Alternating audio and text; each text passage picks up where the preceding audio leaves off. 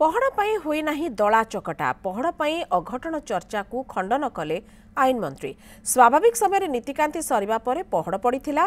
अଯଥା जगन्नाथ को अनिद्रा करिबार आवश्यकता नथिला। तेणु पहड़ को नहीं कौनसी द्वंद्व नाही। शरधाबाली अघटन को नहीं प्रारंभिक तथ्य आधार में कार्यानुष्ठान होईछि। खूब शीघ्र तदंत आरंभ करिवे उन्नयन कमिशनर। 30 दिन मध्य सरिब तदंत। अन्य कहार अवहेला जना पड़िले कार्यानुष्ठान निया जाई पारे। आगकू किभली अघटन न हेबो से दिग को दृष्टि रखी तदंत कराजिबो। काहींकि एभली घटना घटिला ता गोटे दिग, किंतु आगकू किभली ए अघटन न घटिबो से नै पदक्षेप नियाजिबो।